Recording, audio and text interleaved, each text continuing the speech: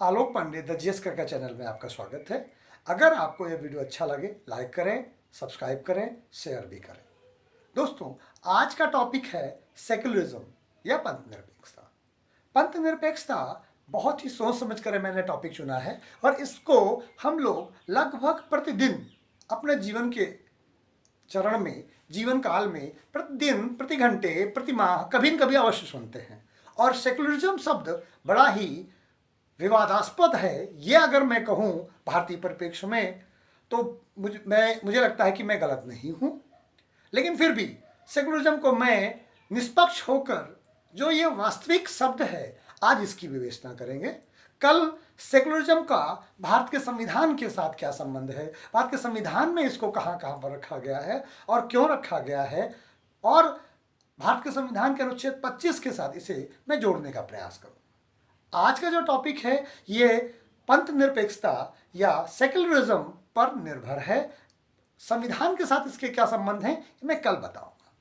दोस्तों, जो पंथ निरपेक्षता शब्द है वो 1851 में जॉर्ज जैकब हीलियाक के द्वारा बर्किंघम में प्रयोग किया गया था और उन्होंने यह बताया था कि आस्तिकता तथा नास्तिकता तथा धर्म ग्रंथों के में उलझे बगैर आस्तिकता, नास्तिकता तथा धर्म ग्रंथों में उलझे बगैर मनुष्य को आध्यात्मिक, भौतिक, मानसिक और सांस्कृतिक रूप से चरम उन्नति तक ले जाना ही सेक्युलरिज्म है। अर्थात इस परिभाषा में कहीं पर भी वास्तव में पंथ का प्रयोग नहीं हुआ है। इसका मतलब है जॉर्ज जैकब हीलियाक के अनुसार सेक्युलरिज्म या पंथ निरपेक्षता मनुष्य के वैज्ञानिक सोच को बढ़ाने के लिए, मनुष्य के चिंतन को बढ़ाने के लिए उन्होंने सबसे पहले प्रयोग किया था। जैसे जैसे विश्व में लोकतांत्रिक व्यवस्थाएं आगे बढ़ी, पंथ निरपेक्षता को उस देश के संविधान में या राजनीतिक व्यवस्था में भी स्वीकार कर लिया गया। अब पंथ निरपेक्षता एक राजनीतिक सिद्धांत है। भारत में भी पंथ निरपेक्षता को स्वीकार किया गया है। पंथ निरपेक्षता को राजनीतिक रूप से दो भागों में बांटा गया है, या पंथ निरपेक्षता को समझने के लिए इसे हम दो भागों में वर्गीकृत कर सकते हैं। पहला ये कि अगर कोई राष्ट्र पंथ निरपेक्ष है तो उसे दो काम करने हैं। पहला ये कि राज्य जब शासन करेगा या शासन की नीतियों का निर्माण करेगा तो उसमें धर्म के आधार पर किसी भी नीति का निर्माण नहीं होगा, धर्म के आधार पर कोई भी नीति नहीं बनाई जाएगी। भारत में इस बात में सहमति है, धर्म के आधार पर कोई भी नीतियां नहीं बनती हैं और भारत के लगभग सारे लोग इस बात को स्वीकार करते हैं कि राजनीति में भारतीय लोगों के लिए नियम कानून बने, कोई सरकार धर्म के आधार पर कानून न बनाए। लेकिन दूसरा इसका पक्ष है, इसका दूसरा पहलू है जिसमें यह कहा गया है कि पंथ निरपेक्षता में ही कहा गया है कि सरकार जो नीतियां और जो नियम कानून का निर्माण कर देगी उसे भारत के लोगों को मानना होगा समान रूप से। ये जो दूसरा बिंदु मैंने डिस्कस किया, यहां पर भारत के किसी वर्ग को या एक वर्ग विशेष को थोड़ी सी दिक्कत आती है। पंथ निरपेक्षता को वो ये तो मानते हैं कि इस देश में जब नीतियां बने तो धर्म के आधार पर न बने, और बने भी तो उनके फेवर में बने। लेकिन दूसरी बात वो नहीं मानते, वो ये है कि इस देश का कानून बन जाने के बाद व्यक्तिगत धार्मिक आस्था उस कानून के ऊपर हावी नहीं हो सकती है। यहां से विवाद का बिंदु शुरू होता है। दोस्तों, पंथ निरपेक्ष राष्ट्र में जब यह सार्वभौमिक सत्य मान लिया गया है कि इन दो चीजों को मानना जरूरी है, पंथ निरपेक्षता में सरकारें पंथ निरपेक्षता को इस तरह से लागू करेंगे जिसमें दो सिद्धांत हैं। पहला ये कि कोई नीति ऐसी ना बने जो धर्म के आधार पर हो, और दूसरा ये कि सभी लोगों को समान रूप से उस देश के संविधान कानून को और सरकार के द्वारा बनाई गई नीतियों को मानना होगा। लेकिन दूसरे में लोग समस्या करते हैं। अब हम इसको और आगे समझने का प्रयास करते हैं और विवेचना करते हैं कि जो पंथ निरपेक्षता है क्या भारतीय संस्कृति में, भारतीय धर्म में 1950 के पहले, या भारतीय समाज में या भारतीय राजनीतिक व्यवस्था में 1950 के पहले नहीं थी? क्या भारत में संविधान लागू होने के पहले भारत के अंदर पंथ निरपेक्षता थी ही नहीं? या 1850 के वन के पहले पंथ निरपेक्षता शब्द की खोज नहीं हुई थी, तो क्या विश्व में ऐसे कोई विचार नहीं थे?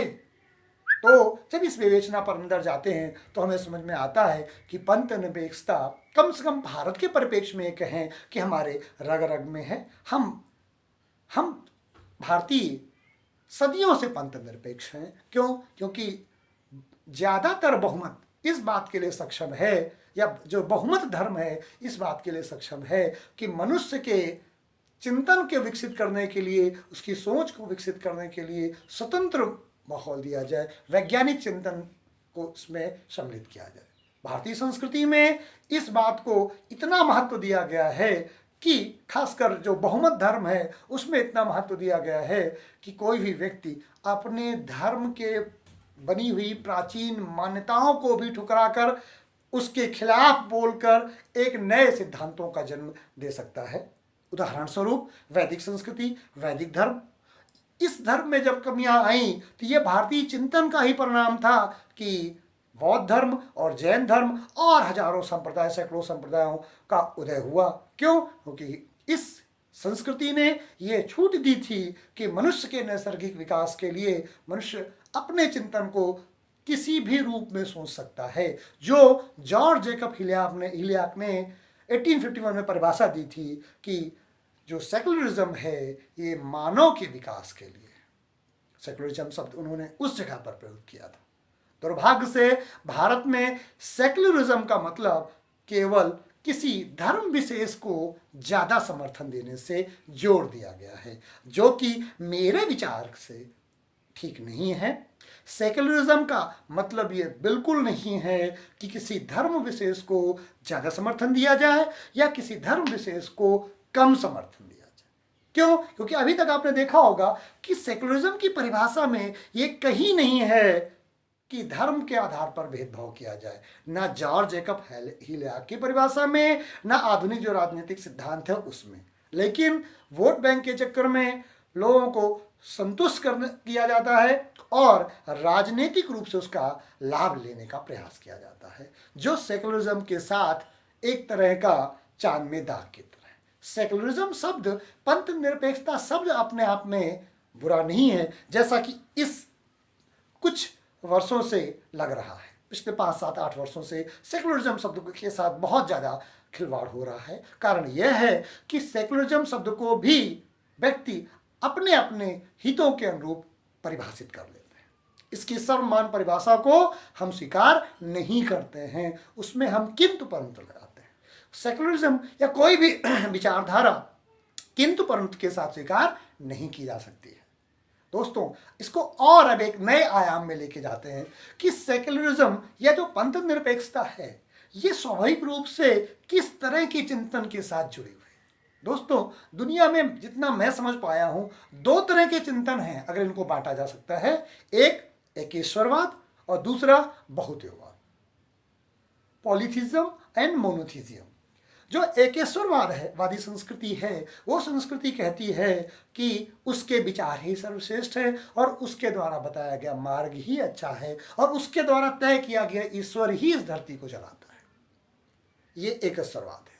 स्वामी विवेकानंद ये कहते हैं कि एकेश्वरवाद के साथ एक बड़ी समस्या है कि प्रायः वह अपने विचारों में कठोर हो जाता है, उसमें फ्लैक्सिबिलिटी की कमी हो जाती है।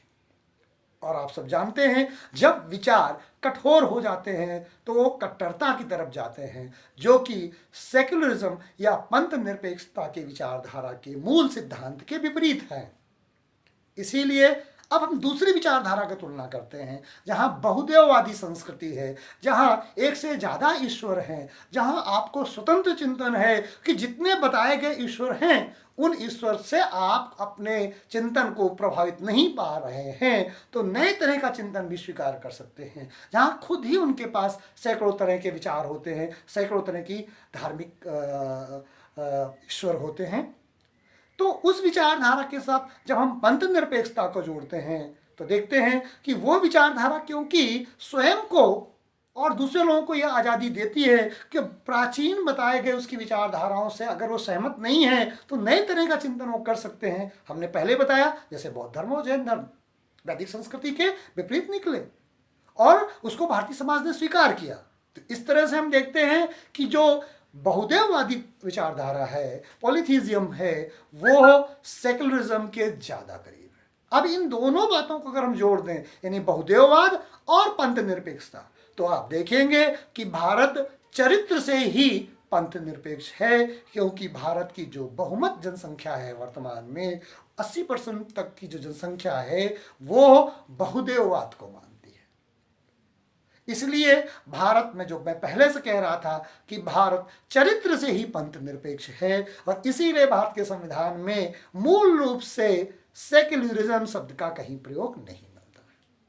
सेक्युलरिज्म या पंथ निरपेक्षता को बाद में संविधान संशोधन करके डाला गया है। क्यों? क्योंकि हमारे संविधान निर्माताओं को ये जरूरत ही नहीं महसूस हुई कि पंथ निरपेक्षता को उसमें डाला जाए।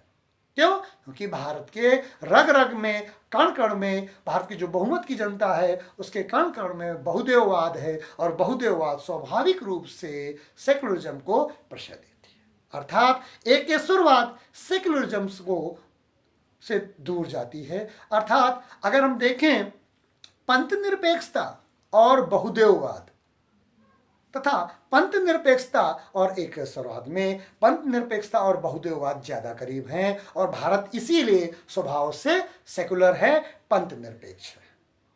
दोस्तों, आज हमने प्रयास किया बहुत थोड़े से समय में, बहुत थोड़ा सा सूत्र वाक्यों को लेते हुए, कि भारत कैसे पंथ निरपेक्ष है। भारत के चरित्र में ही पंथ निरपेक्षता है, क्योंकि भारत में बहुदेववादी संस्कृति का बहुमत है, और वह संस्कृति स्वाभाविक रूप से पंथ निरपेक्षता को सम्मान करती है। क्यों? क्योंकि जहां इतने ज्यादा विचार, इतने ज्यादा देवता वो खुद स्वीकार करते हैं, वहां दूसरे तरह की विचारधारा के देवताओं को भी या विचारधारा की संस्कृति को भी स्वीकार करना हमारे लिए आसान हो जाता है। उन लोगों की तुलना में जो ईश्वर एक है, या एक तरह की विचारधारा या एकेश्वरवाद को मानते हैं, अपने विचारधारा को जब वो श्रेष्ठतम महसूस करते चले जाते हैं, तो दूसरी विचारधारा से उनके अंदर वो सम्मान शायद गायब हो जाता है या क्षीण हो जाता है। दोस्तों, आज हमने पंथ निरपेक्षता को बताया। कल हम ये बताएंगे कि भारत के संविधान में पंथ निरपेक्षता और अनुच्छेद 25 का क्या संबंध है, और यह कैसे पंथ निरपेक्षता को प्रोटेक्ट करती है।